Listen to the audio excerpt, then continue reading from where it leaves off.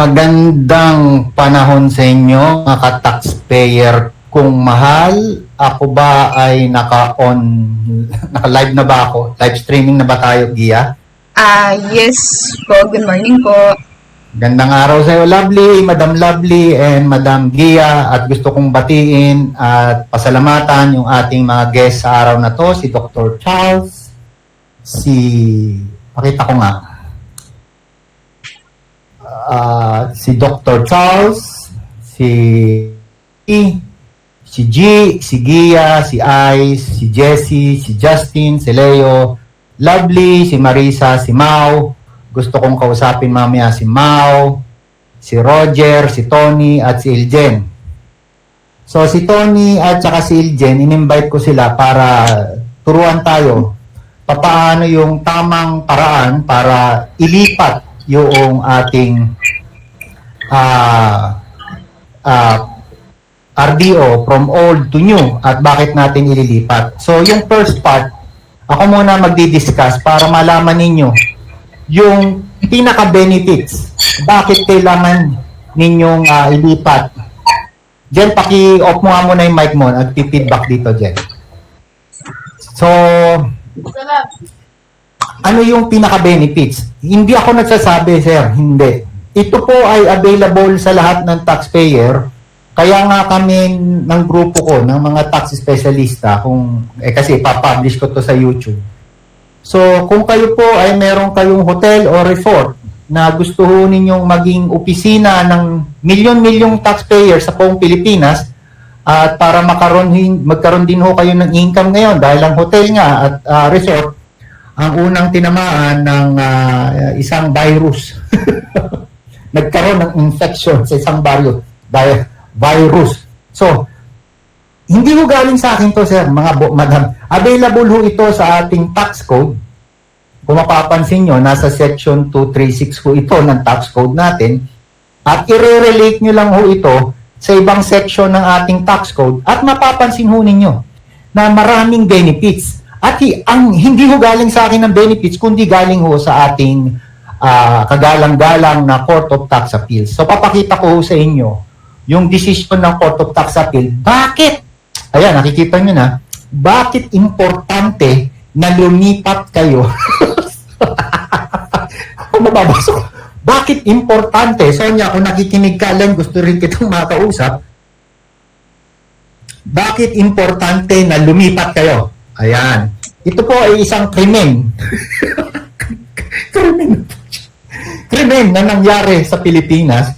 Ang krimen ho, ang krimen is between people of the Philippines ba? Tayo yun. At si Pauliasi Matiaki Taulaba. Ito po si Ali Taulaba. Ito yung basketball player. Pakita ko lang po sa inyo yung picture niya. Para basketball. Si Taulaba. Ayan. Okay, tingnan natin yung images. Ayan ho, si Ba. Kung makikita ho ninyo. Ano ba dapat dito yung picture? Ito ho siya. Naglalaro ho siya. Laking tao, ano po? Yan. Kinasuhan ho siya ng BIR ng tax evasion. Ayun. So, ito ho yung kaso ng tax evasion. Ayan. Ang kinokolekta sa kanya is 3 million at saka 1 million. Ayan. So, ang kalaban ho, taga Quezon City ata itong attorney na to, no? So, ito po yung kwento, hindi ko na ho papahabain yung kwento. Kaya lang ho, pupunta ho tayo doon sa, ano ba yung pinagtatalunan dito? Ano yung issue na, ayan, si Asi Taulaba. Si Taulaba, kung mapapansin nyo, pinadalan daw ng warrant of distraint and levy ng BIR. Ang daming address na pinadalan sa Coca-Cola, sa Philippine Basketball Association, at sa Coca-Cola. Dami. So, maraming address si Taulaba. Ayan. So, ano ba yung kwento rito? Hinahanap ko lang. Pasensyahan nyo na ako. Ang haba nito. Ano ba yung issue na dapat i-determine ng ating court? mukhang hindi ho ata, dire-diretso na ata ito sa decision na. Okay. Ang haba, 40 pages, 41 pages to eh. So, sa madaling salita, ang kwento rito, the issue. Lovely. Tulungan mo nga ako magbasa nitong issue na to. Yes po, the issues. The parties stipulated the following issue for this court's resolution, to wit, whether or not the accused is liable for the commission of the offense, which is the violation of Section 255 of the National Internal Revenue Code of 1997. Ayun. Tax evasion. Pag pumunta ho kayo sa Section 255, tax evasion ho yan. O, basta ang tinaso sa inyo ng BIR, Section 254, Section 255, tax evasion ho yan. Mag-ingat ho kayo. Ang balita ko, mababang lagay dyan, yung bribe is 5 million. So, maabot yun ng 100 million ang lagay. So, mag-ingat po kayo kasi pakukulong talaga kayo ng BIR. So, anong ginawa ni si Taulaba? So, ito na ngayon yung court ruling. So, sa court ruling, ayan. So, basahin natin yung sa court ruling, ano ang naging desisyon ng korte doon. So, fitness by design, talagang favorable ang fitness by design, laging nandito, no? Ang pinagtatalunan dito, ayan, dito ta. Pakibasa mo nga, Gia. Ito yung desisyon ng korte, pinag-uusapan natin, desisyon ng korte. Section 6. Power of the Commissioner to make assessments and prescribe additional requirements for tax administration and enforcement. Letter E. Examination of returns and determination of tax due. The tax or any deficiency tax so assessed shall be paid upon notice and demand from the Commissioner or from his duly authorized representative. So, doon nang gagaling, doon galing yung pag-i-issue ng assessment. So, ibig sabihin, sabi ng batas natin, bago ka magbayad ng tax, yun yung sinasabi ng Section 6 Bago Kanina may nagtatanong sa akin sa tax specialista server o community, sir, magbabayad na ba kami? Ang tanong ko sa kanya, teka muna, nakatanggap ka na ba ng assessment notice? Sir, ano ibig sabihin na ito? Assessment notice. May BIR form number 0401 kang natanggap. Wala, sir. May BIR form number 1708 kang natanggap. Wala pa. Di wala kang assessment. Kasi sabi dito, upon notice and demand, ang BIR form 0604 o kaya 1708, dalawa kasi yung assessment form ng BIR, of assessment forms, yun yung notice and demand. Dalawa notice and demand na kailangan mong mahawakan. Ngayon, ang tanong dito, nahawakan ba ni si Taulaba? Basahin natin ngayon yung kwento. Maganda kasi yung kwento kaya kailangan nating pag-aralan. Ikaw ulit, Lovely. Accordingly, from the moment that the Commissioner or his or her duly authorized representative serves a notice on the concerned taxpayer and demands the payment of tax or any deficiency tax, the legal obligation to pay the assessed tax arises. Ang ganda. Sige, ang ganda kasi na sinabi mo Such The notice. legal obligation to pay the assessed tax arises. Such notice, however, must be in writing, informing the taxpayer of the law and the facts on which the assessment is made. Otherwise, such assessment shall be void. As a corollary, the reason for requiring that taxpayers be informed in writing of the facts and law on which the assessment is made is the constitutional guarantee that no person shall be deprived of his property without due process of law. Okay. In this case, the first element of the crime being charged against the accused arose from the above stated second instance of being required to pay tax. That is, upon being informed of the tax assessment issued by the BIR. So, hanggang wala kang natatanggap na notice and demand, dalawa notice and demand, wala kang liability na magbayad. Kasi mag-a-arise lang yung liability kapag na-receive mo yung notice and demand. Ano nangyari si Taulaba? Pagpatuloy mo nga, Gia. The prosecution, however, was not able to successfully establish that the accused was served with a formal letter of demand and assessment notices, all dated January 5, 2009, which required accused to pay the deficiency income tax and VAT, including increments, in the amount of 7,244,387.51 and 2,307,728.63 respectively. Thus, the legal obligation of the accused to pay the said taxes did not arise. Correspondingly, the first element of the crime, in example, that the accused is required to pay the taxes under the NIRC of 1997 is not present. ayun. So, sabi naman ng BIR, hindi napareceive namin yan. Napareceive namin. Tinanong ngayon na Supreme Court, Court of Tax Appeals, saan nyo pinareceive? Ayun.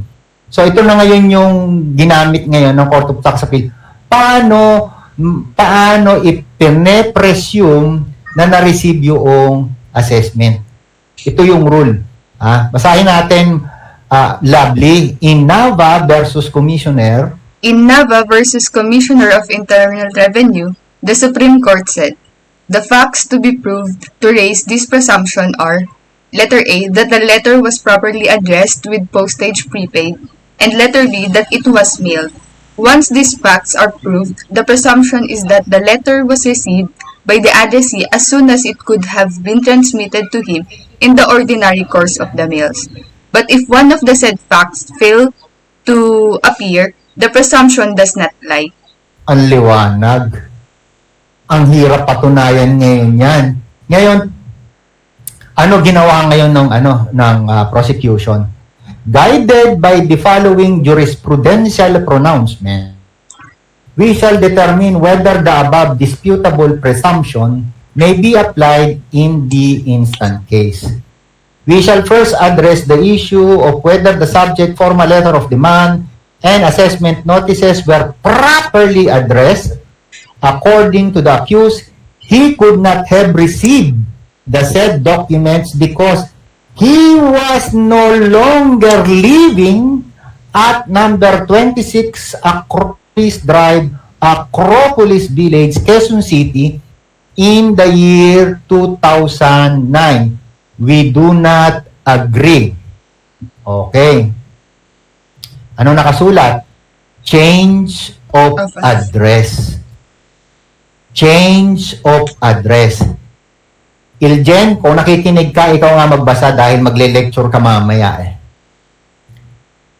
Alright, sir.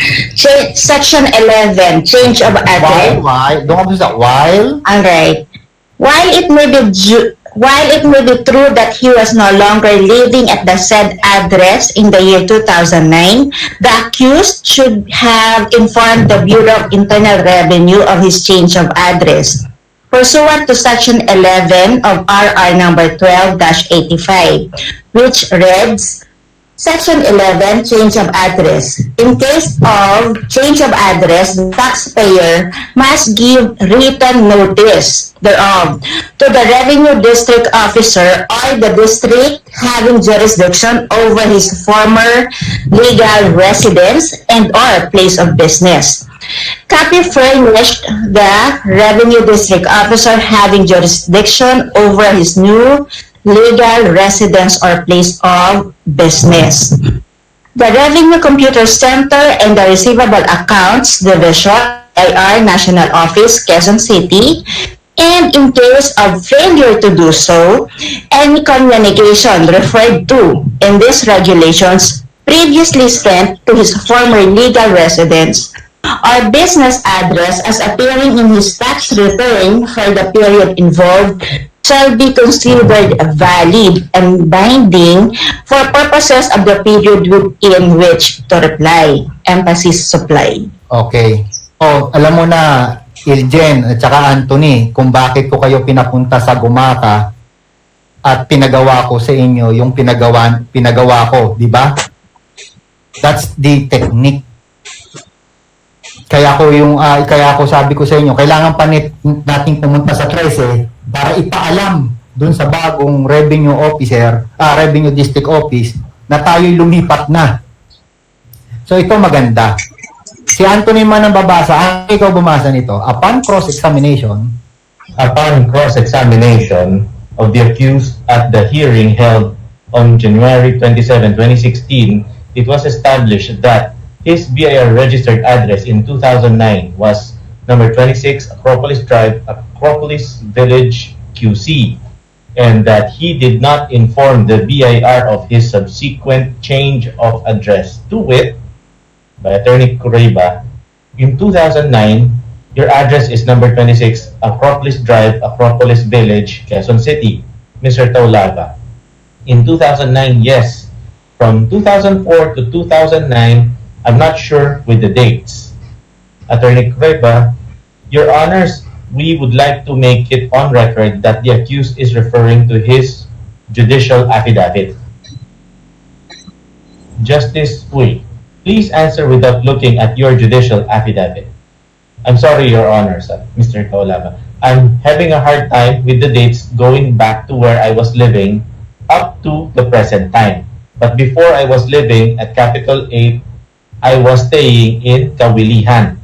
Justice Uy, if you had difficulty remembering the dates, how were you able to execute your affidavit? Yan. Mr. Taulava, my wife is the one having the dates where we were living at that time. Justice Uy, it was your wife who gave you the dates? Mr. Taulava, yes, she's the one. Justice Uy, so you don't remember from your own memory? Mr. Taulava, no, I know I know where I was staying, but the years when I was staying there. Justice Uy, that's his answer. You may proceed. Ikaw naman ulit, Iljen. Maganda yan eh. Para kayo nasa court. Okay. Attorney Curriba, question. And as far as you can remember, today you did not apply for change of address before the Bureau of Internal Revenue? Mr. Taulava, I think I did because I had to have my address changed. Attorney Curriba, you did? Mr. Taulava, answer, I'm not sure that I know I want. I need to have my address where I am personally examined by them. Attorney Curriba, question. You have evidence that you applied for change of address? Mr. Taulava, answer, with the BIR? Attorney Curriba, I'm not yet finished. Question. Do you have evidence that you applied for change of address before the Bureau of Internal Revenue? Mr. Taulava, I think no. Emphasis supply. Okay. So ngayon, umamin si ano? Mr. Taulava, walang change of address. Umamin si Taulava. Pero nanalo siya rito. yung inaalam natin eh. Paano siya nanalo? Na hindi siya nag-change ng address. So, pupunta ngayon tayo dun sa malapit-lapit ng matapos. Ang ganda nagaganda. Babalik nga ako. Nagagandahan ba kayo sa kwento? Iljen pa Anthony. Yes, sir. Na-excite pa kayo kung ano nangyari. Yes, sir. Masaya yung kwento. Kung gusto niyo talagang kung gusto mo talagang tumalin ka, kailangan mo basahin ito eh. Okay, basahin natin ngayon itong DAS. Ikaw naman, Iljen. Thus, the prosecution failed to present the Since the prosecution, Sige.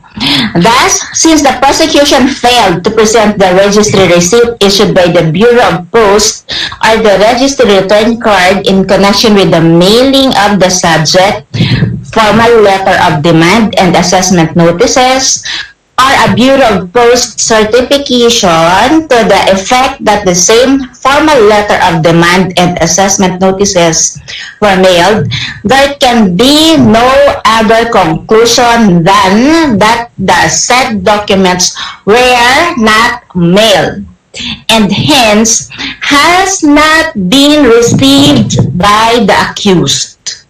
Ayun. Ayun Tapos na. Tapos, diba? Yes. So, dito sa pinag-aaralan natin, dalawa yung natutunan natin. Mananalo ka sa kaso kung yung mga dokumento na dapat mong ma-receive ay hindi mo na-receive. So, hindi mo siya ma-receive, number one, kung nag-change ka ng address at yung mga records na kailangan ma-receive mo ay pinadala sa old address mo. Pangalawa, hindi na email yung dapat email ng BIR. So, hindi mo talaga marireceive. Pangatlo, na-email ng BIR pero hindi ma-post ng BIR yung sinabi rito, yung tatlo. Number one, yung mailing receipt. Number two, yung registry receipt. And number three, certification galing sa post office na pa-receive yung letter. So, yun ho yung buod nito. So, puntahan natin yung last. Ito naman, ikaw Gia, basahin mo to Gia. Consequently, the absence of competent proof that the FLV was duly transmitted to the taxpayer and that he was informed of the subject tax assessments gives rise to the conclusion that the accused is under no obligation to pay for the subject taxes. Thus, the first element of the crime charge is not present, and there is no basis to sustain the charges against the accused. As such, it becomes unnecessary and futile to discuss the existence of the second and third elements of the crime charge. Wherefore, in light of the foregoing considerations, accused Pauliasi Mateyaki Taulaba is hereby acquitted for failure of the prosecution to prove his guilt beyond reasonable doubt. The cash bond posted by accused Pauliasi Mateyaki Taulaba in the amount of 24,000 is hereby cancelled pursuant to Section 22 of Rule 114 of the Revised Rules of Criminal Procedure. The cash bond shall be refunded only upon presentation of the official receipt and shall be granted only to the person named in the official receipt or to the duly authorized representative in accordance with NBank Resolution Number 3-2009 regarding guidelines on reduction and refund of bail bonds. So ordered. salamat Gia. So, ang ganda nung hindi siya moral lesson kundi legal lesson.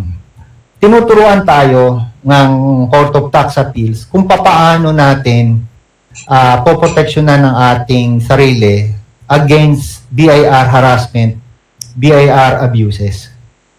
Okay? So kung susundin mo lang ito, lalo na yung mga nangangarap maging tax specialista, madali naman palang mag-cancel ng assessment eh. Kung itong mga elements na to ay mapuprove natin.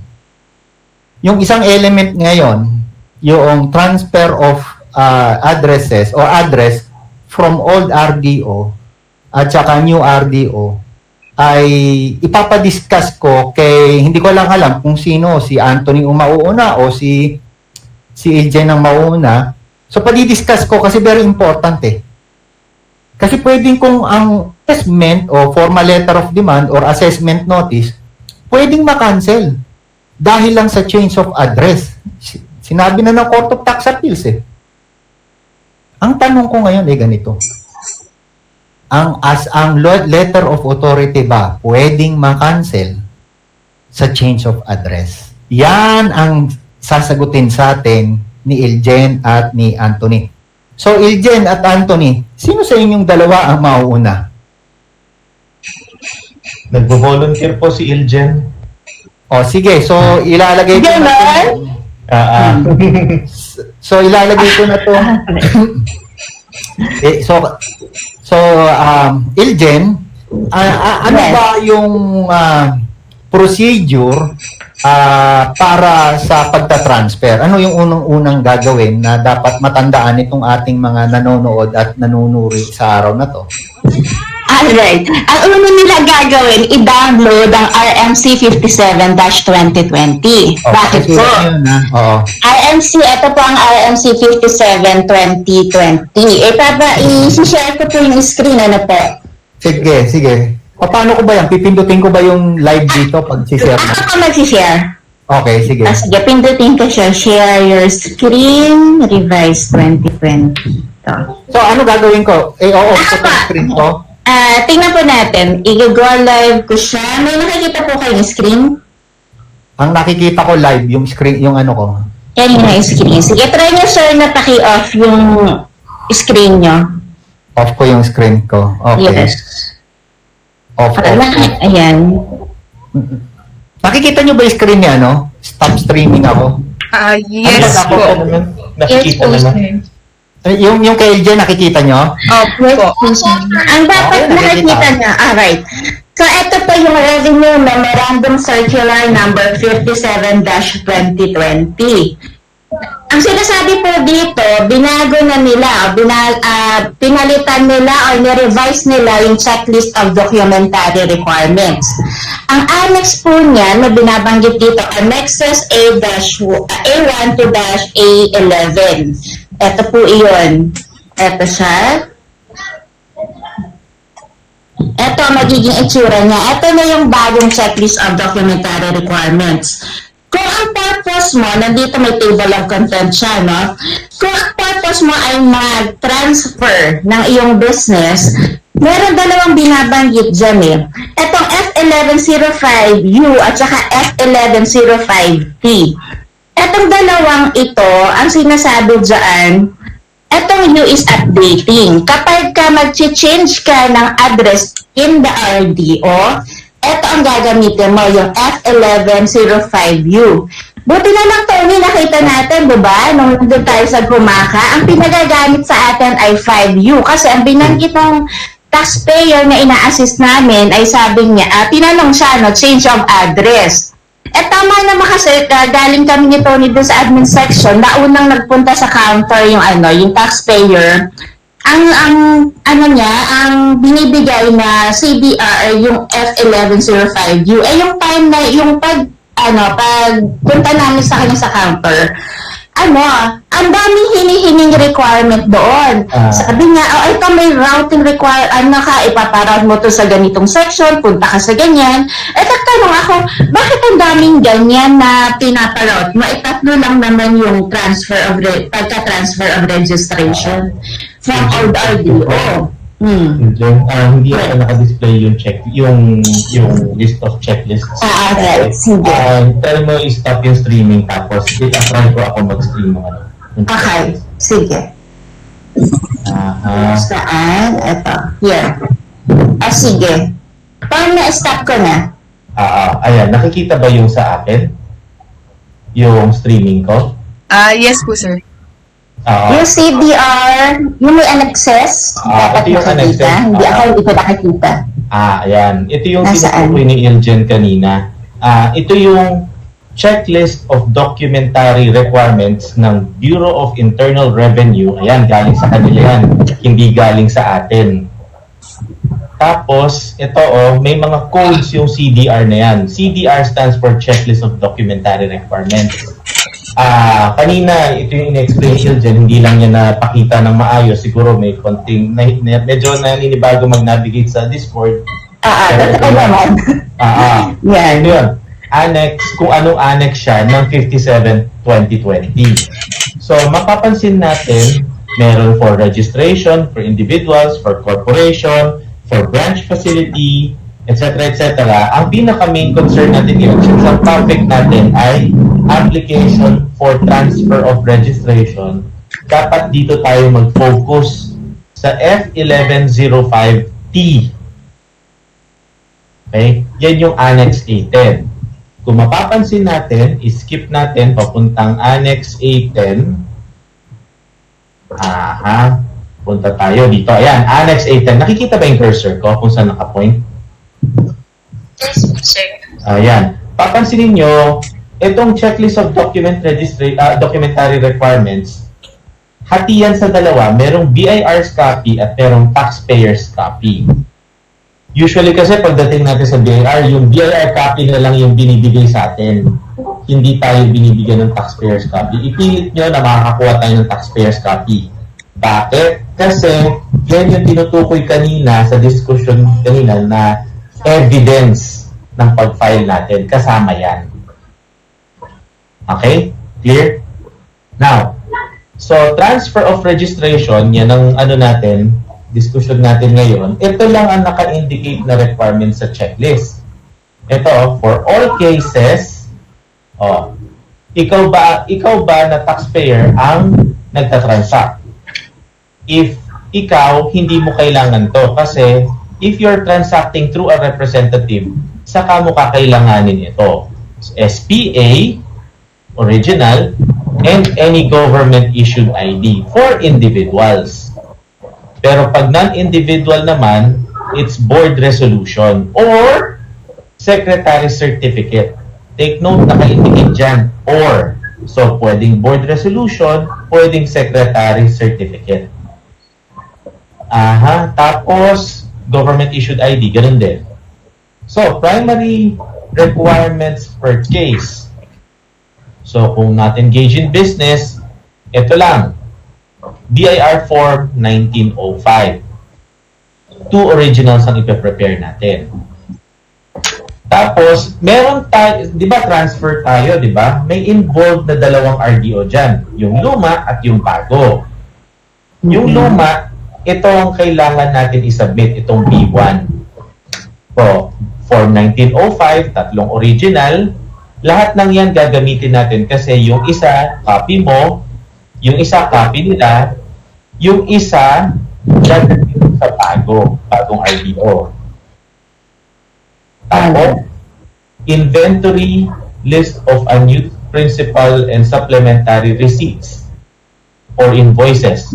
Ang purpose nito for destruction, if not to be used in the new RDO. Or request letter for approval of use. Siyempre, lilipat tayo, magbabago yung address natin, magbabago rin yung resibo natin. Anong gagamitin natin habang hindi pa tapos i-print yung resibo natin? Pwede natin gamitin yung mga luma natin. Magre-request tayo. Okay? So, ganun din. Isang copy sa RDO, isang copy sa bagong RDO, at isang copy para sa'yo. And notarized transfer commitment form. If applicable, if with open cases. Okay? So, hindi kailangan, siyempre, papakita nila, oy, sir, may open cases tayo, ma'am, may open cases tayo. Oo. Minsan, sasabihin nila, kailangan i-settle muna.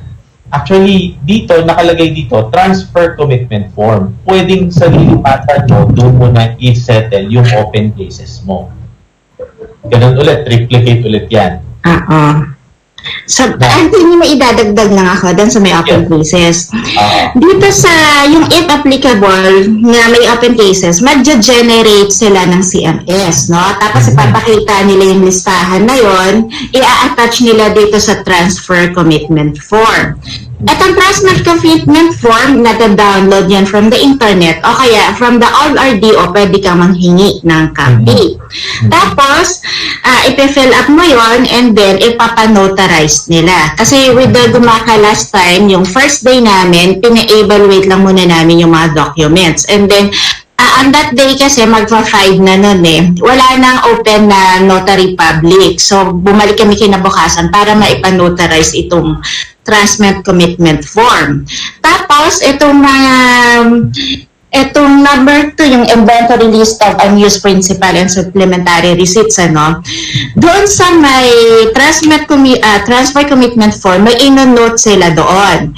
Ang nina-note nila doon, yung ilang peraso yung matitira from the unused principal supplementary receipts doon sa inventory. Say, halimbawa, may 10 booklet na for destruction. yung RDO o kaya yung assistant RDO ang magsasabi na dalawang invoice lang matitira o kaya dalawang sales invoice lang, dalawang official booklet lang, official receipt booklet lang yung matitira. Sila yung nagko-compute kung ilang dahon ng iyong booklet ang matitira. So, hindi ikaw yung magsasabi na, ay, mag-iiwan ako ng 5 booklet muna kasi ganito ko siya natatansya. Si ano po yun? Si Assistant RDO po ang magsasabi sa'yo kung ilan yung ititira niya para sa'yo. So, ang mangyayari dito sa number 2, no, may mapapansin ka or. Lumalabas na hindi siya or, nagiging and siya. Kasi halimbawa, meron kang 20 booklets na natira, no? Hindi naman lahat yon ay, yung dito sa sinasabi niyang or, hindi lahat yun made-destruct.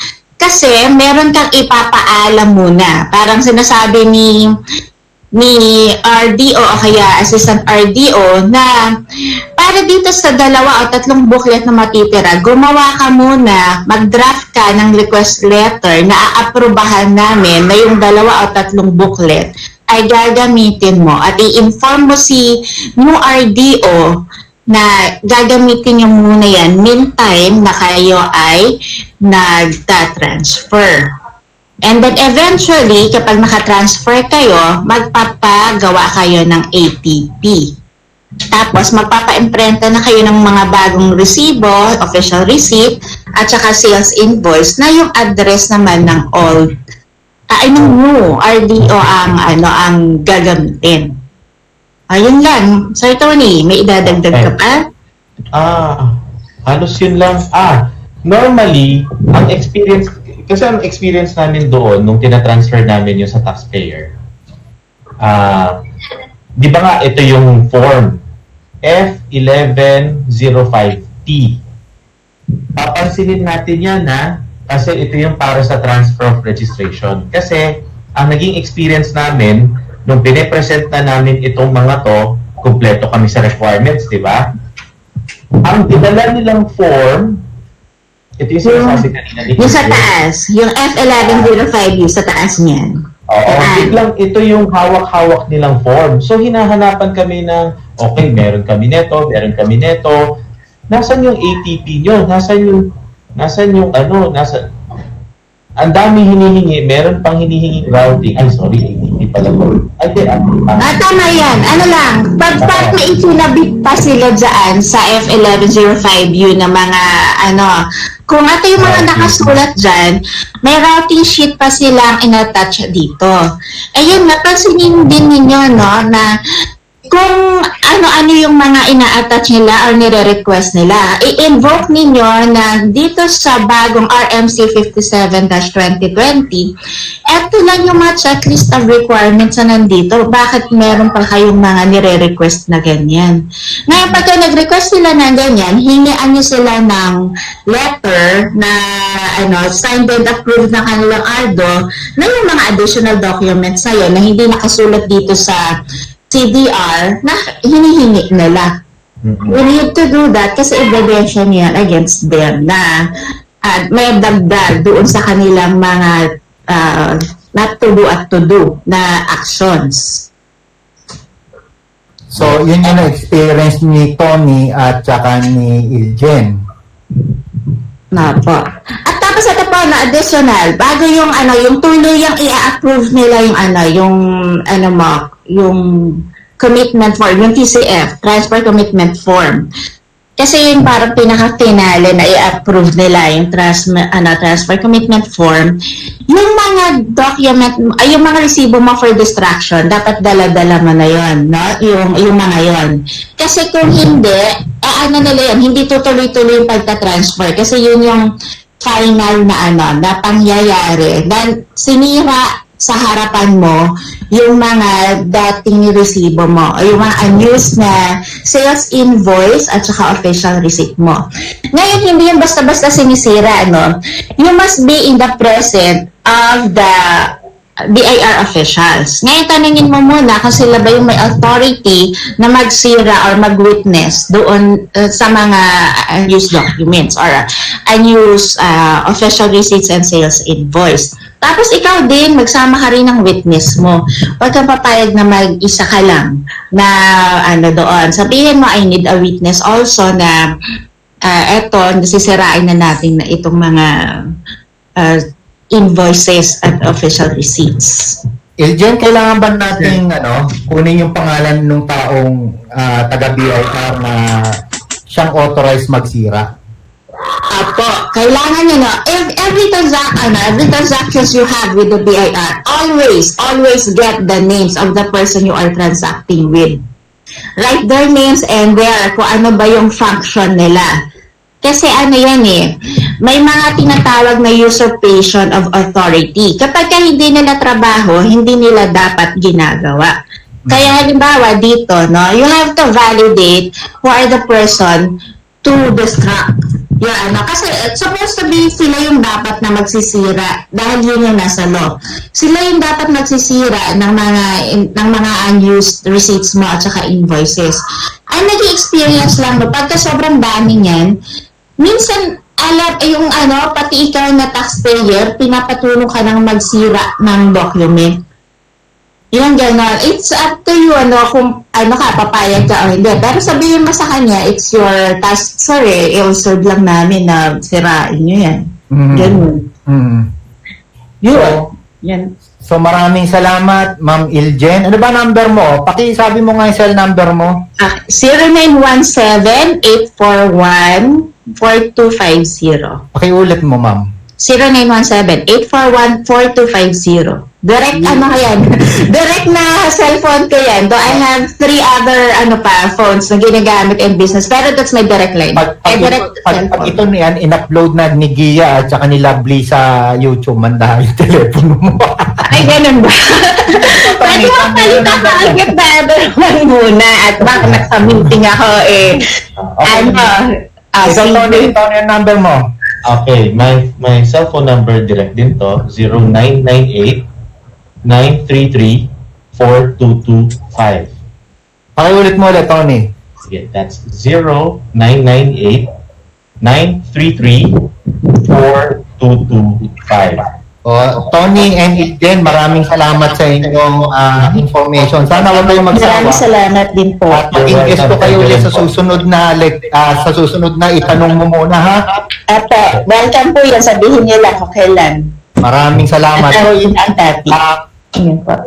Itong marami tayong natutunan dito sa sharing ni Iljen at saka ni Tony. Ang problema ko ngayon, Gia at saka Lovely, nakalimutan ko na talaga namang siguro sa katandaan na na i-record itong maganda nating video at ine-expect ko kayong dalawa na i-record nyo at pakishare nyo naman yung link sa akin maya-maya lang. Lovely and Gia, kung nakikinig kayo sa akin.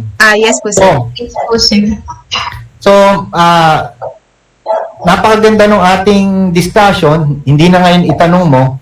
So, since lumagpas na tayo sa oras, mag-iisang oras na tayo, 3 questions lang, yung kung sino yung gustong mag-question.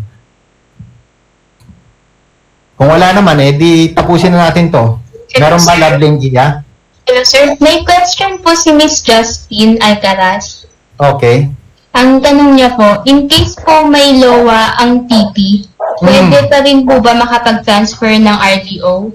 Wala namang sinasabi sa batas, Justin, na kailan ka magta-transfer Di ba? Nasa sayo yun. Ginagamit lang natin yung sinasabi ng batas na pag nawala ka sa isang RDO, mawawalan sila ng jurisdiction sa'yo.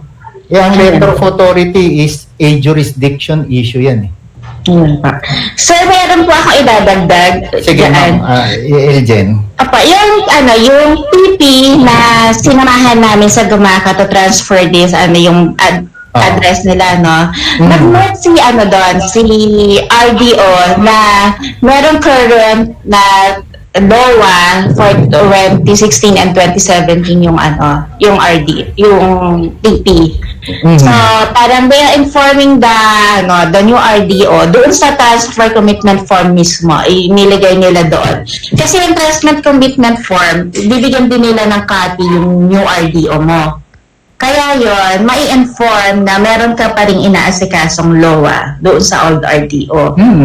Pero wala silang jurisdiction para i-audit ka. For the new RDO. Oh, wala silang jurisdiction. Yes. So, sir, may idadagdag din po ako. Yes, please, Tony. Doon kasi sa transfer na pinakita namin kanina, is a checklist of documentary requirements. Wala naman doon nakalagay na kapag ka may LA ay bawal mag-transfer. Correct. That's very clear. That's very clear. Well said. So, maliwanag yan, Justin. At magpasalamat tayo at marami tayong members ng community natin na nagtutulungan tayo. Alam naman natin na pare-parehas ang ating business, nasa accounting, nasa bookkeeping, nasa tax consulting. Pero kung ang katulad natin, ang grupo natin ay magtutulungan, maraming tao o taxpayer na masasagip natin sa kasamaan o sa paglalagay sa BIR. So, another question. Lovely and Gia, meron pa ba? Wala na po sa akin, sir. Okay. Ikaw, Gia, wala na? Wala na po, sir. Pero meron lang po mga questions na hindi po kasi related sa topic natin today. Okay, dalawang questions na lang. O isa na lang. Ano ba? Ilang question na lang ba? Dalawa, di ba? Sabi ko tatlo siya. Dalawa po. Okay lang po, sir, kung hindi po related sa... Wala namang problem. Mga kaibigan naman natin yan eh. Opo, bali nung last Tuesday pa po ito. Sabi niya po is, galing kay Sir Eric, great day to all. If the audit goes beyond the 180 days required under RAMO 1-2000, will it void the LOA? Hindi. Sinagot ko na rin si Eric dyan. Ang paano mabobot yung LOA is i-discuss ko bukas ng alas 10 yung LOA canceled in 30 days. So yung 180 days, mga nasa RMO 19-2015 na hindi na siya nabovoid. Kaya nangyari yan dahil sa akin din, nung araw kasi nakaka-void tayo ng letter of authority pag lumagpas na ng dati 120. So, binago nila yung rule at siguro pag bukas, ma-discuss ko yung 30 days, bago na naman ng rule within a month or a week. Next question. Sir, may pahabol po si Miss Joyce parang sa discussion po today. Okay, Joyce. Magandang araw sa iyo, Joyce. Ito yung question niya, sir. With the process discussed or mentioned, kasama po ba transfer ng POS or CRM machine? Sa RDO. So, ang transfer mo lang yung address eh. There is a presumption na kasama yon, pero kailangan mo siyang i-formalize ang pagtatransfer ng POS machine mo. Kailangan. So, isa kasama siya sa pagtatransfer. Ng another form na naman yon, another application. So, yun ang sagot. Kailangan din i-transfer siya. Separate and distinct sa change of address. So, with that, nagpapasalamat ako sa mga umaten ngayon. Kay Aline, kay Chay, kay Darius, kay Dr. Charles, Elmer, LB, Emelson, Gia, Ice, Jessie, Joyce, June, Justin, Lenlen, Leo, Leonora, Lovely, Marisa, Mao, Raquel, Cheryl, Tony, and Iljen. So, kung sa susunod ho, meron ho kayong mai-invite na sasama sa ating discussion, most welcome po sila. Maraming salamat at God bless kayong lahat, mga ka-taxpayer, kung mahal. Peace and happiness be with you forever. Hindi forever, for life. See you later. Maraming salamat po. Thank you po.